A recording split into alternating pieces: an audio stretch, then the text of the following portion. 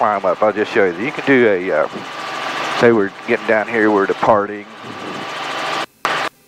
As long as you have 70 knots, if this thing quits, and I'm on this departure, then all I'm going to do is keep the aircraft level, because I know if I keep my aircraft relatively level, I got 70. So here we are, we're, I don't know, 75 feet in the air. So we're going to enter the auto, down, roll. I'm not even looking at anything. I'm coming down, I'm flaring. We are floating, floating, floating, floating, floating, floating. Down with the nose, up with the collective, and we're on the ground. So now, can you do an auto rotation successfully from, I don't know, whatever that was, 70 feet or whatever? Yes, you can, all right? So what was the big difference there? Well, I had my speed up. I mean, I didn't even look at the speedometer, or the airspeed indicator, but I was going about 70 or higher, I don't know, maybe a little faster. But the whole point is, if you lose the engine, if you tend to keep your speed up on takeoff, and you lose the engine, you got options, all right? If I would have been climbing out at 45 and tried to enter an auto going 45 knots, that would have been really ugly on the set down. So, again, you know, if you got a big old runway out in front of you and you're departing from a runway, try to keep your speed up. You know, here we go, we're climbing out, there's 65. Now I got 70 on the climb out. Now right now I could enter an auto and I guarantee you we could get it on the ground. It's going to be ugly because it's going to be in the mud. But we could get the thing on the ground safely. That extra airspeed gives you more kinetic energy and more options, okay? So airspeed is your friend when it comes to auto rotations. So. And 1 Tango Bravo coming up midfield on the downwind 28. 1 Tango Bravo, you want taxiway Alpha or 28? I'm sorry, forgot what I was doing. Yeah, let's do a taxiway Alpha. 1 Tango Bravo, taxiway Alpha, clear for the option. There's the option for Alpha taxiway.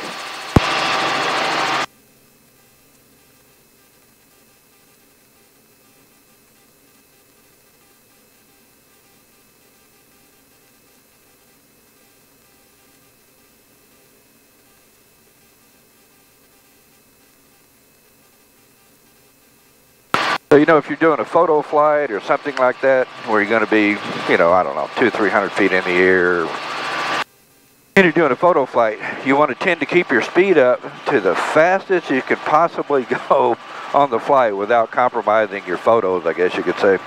Because to get back to a decent auto rotation speed, to be able to get your speed back up to a good, you know, 60 to 70, it's a lot easier if you're starting at 35 or 40 than it is if you're starting at, you know, you're doing something stupid like an out-of-ground effect hover and you're just barely tooting along and you lose the engine.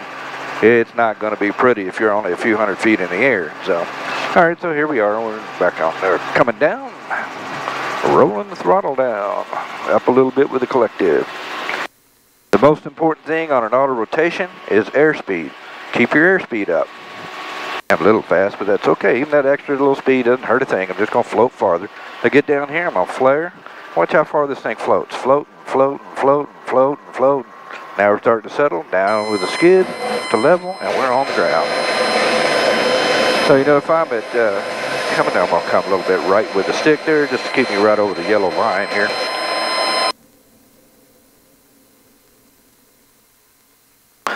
If I enter the auto, and, you know, my airspeed, you know, if I enter an auto and I ride the glide down at 80 knots instead of 65 or 70, doesn't hurt a damn thing. All it's going to do is float a whole lot more at the bottom. Now, your max auto rotation speed's about 100, and we'll talk about all the reasons why here in just a bit.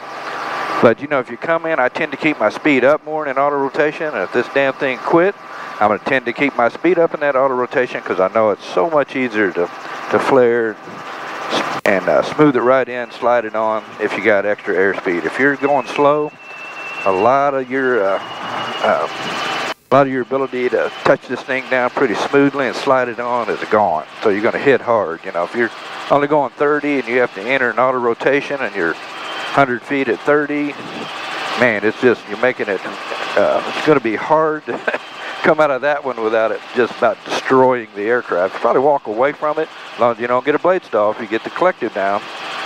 But you're going to destroy the aircraft. So.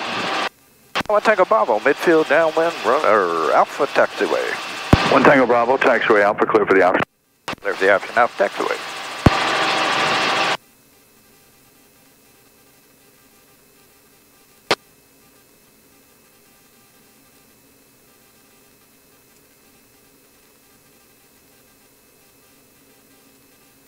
Hey Tim, I'd like to do a 360 auto from about, I'll go about 1,500 feet and then I'll enter right over the end of Alpha Taxiway and we'll do a 360 auto rotation back down to Alpha, if that's okay.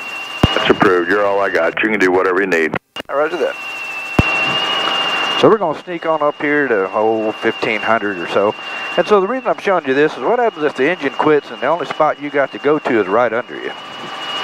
So let's see what we do there. So we'll sneak on up here. Get on up here quite a ways. There's about 1,500. We'll sneak on here where Alpha Taxiway is right under us here.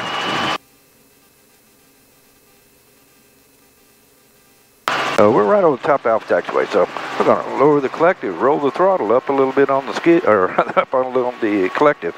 Now I'm going to purposefully let this thing get a little bit slow. So coming around, why am I letting it get slow? Because the radius of my turn is so much tighter if I slow the aircraft down. So we're down to 50. I'm bringing it around.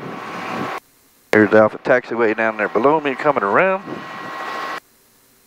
I'm going to go to get my speed back. Let my nose come down. Got my 70-ish back. Looking good. That's just kind of a straight-in auto here. Here we go. There's Alpha Taxiway. We're floating, floating, floating, floating, floating, floating, floating, floating, floating, floating, floating. Down with the skids, up with the collective. We're on the ground.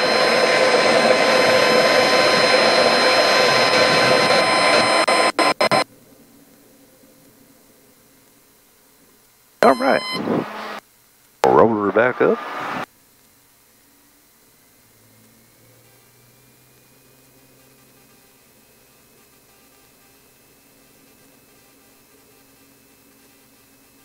And 1 Tango Bravo is on the go. I'd like to head back out to the east and then direct Cape Copter's pad from the east. Tango Bravo, proceed as requested. Use caution landing in non-movement area. The wind is 310 at 15, gusting 20. 1 Tango Bravo, roger. Again, right here, if I lost the engine, I'm going to try to get it first and foremost. Get that collective down. Then I'm going to try to turn towards into the wind as much as I can. And with all these muddy fields, if I couldn't make it back to the runway, I'd have to do the auto rotation where I flare a lot more at the end to get that forward speed down as much as you can, and then level your skids, heading for the mud and hoping for the best.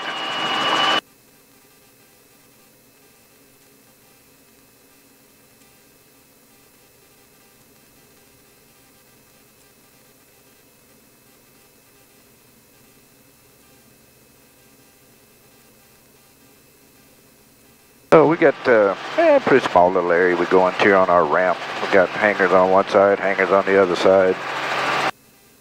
But makes for a nice steep approach in here.